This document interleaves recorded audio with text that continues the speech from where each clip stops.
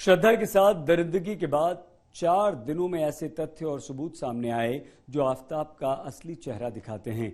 आफताब के दोस्त बताते हैं कि कई सालों से वो श्रद्धा के साथ मारपीट कर रहा था।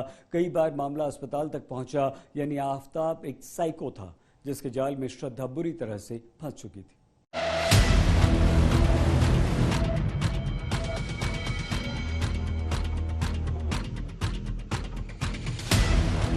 हर बयान उसकी हैवानियत की कहानी बता रहे हैं। हर सबूत उसकी दरिंदगी की निशानी छोड़ रहे हैं। वो जल्लाद था जो श्रद्धा को तिल तिल कर मार रहा था, और जब मन नहीं भरा तो आखिरकार उसको ऐसी मौत दी कि इंसानियत कांप उठी। भले ही आफताब ने श्रद्धा को इसी साल 18 मई को मौत के घाट उतारा था, लेकिन हकीकत यह है कि श्रद्धा रोज मर रही थी तब से जब से उसने आफताब पर यकीन किया था, जिसके सबूत अब एक एक कर बाहर आ रहे हैं। ये चैट 24 नवंबर 2020 की है, जिसमें श्रद्धा अपने टीम लीडर करण से बात कर रही है। इस व्हाट्सएप चैट में श्रद्धा कह रही है कि आफताब ने उसके साथ काफी मारपीट की है, इसलिए वो ऑफिस नहीं आ सकेगी।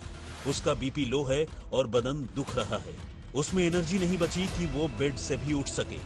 इसके साथ ही वो ये भी कह रही है कि आफताब घर छोड़कर जा रहा है।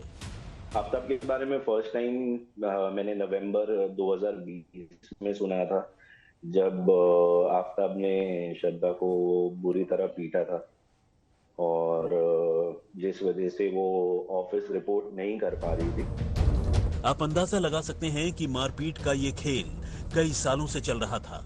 अब देखिए एक और तस्वीर। ये तस्वीर 2020 की है, जब आफताब ने श्रद्धा को पीटा था।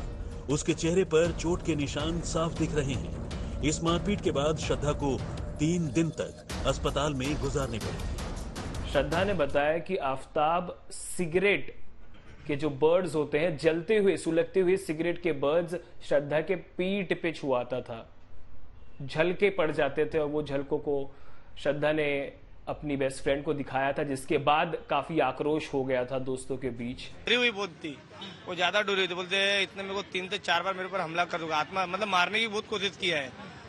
तो मैं बोला अभी मैं क्या कर सकता हूँ। उसमें क्या बोलते नहीं, मेरे को दूर मैं उसको पूछा भी घर पे चले जा। अपने बोलते घर पे नहीं जा सकती हूँ, मैं घर पे जा नहीं सकती हूँ, मैं इधर भी। तो मैं एक्चुअली कहता था मेरे उसको घर पे भेजा। घर पे भेजने उसको दूसरे दिन बोला फिर फोन करना आना। तो सुबह उसने मेरे को कुछ 11-12 बजे फोन किए। तो उसके बाद मैं गया उसको लेके पूनम बिडलान करके उनके पास बीजेपी गए। तो मैं उनके पास ऑफिस पे लेके गया, उनसे बात करवाया। बोला मैडम ऐसा प्रॉब्लम में है। तो मैडम ने बोली तुम्हारे रिलेशनशिप में? हाँ रिलेशनशिप में थे वो लोग। तो मैडम ने बोली अगर तुम्हारा रिलेशनशिप है तो फिर क्या है, अभी आपस की बात है, आप आपस में समझ लो। आपकी क्या आपस का आपका होते रहता है झगड़ा। ने बोलते नहीं, हम लोग 2-3 बार मारने की कोशिश किया है।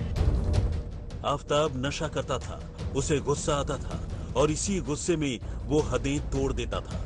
इस बात की गवाही मलाड के रक्षा मल्टी स्पेशलिटी हॉस्पिटल के डॉक्टर प्रणव काबरा भी करते हैं, जिनसे श्रद्धा ने मदद मांगी थी। और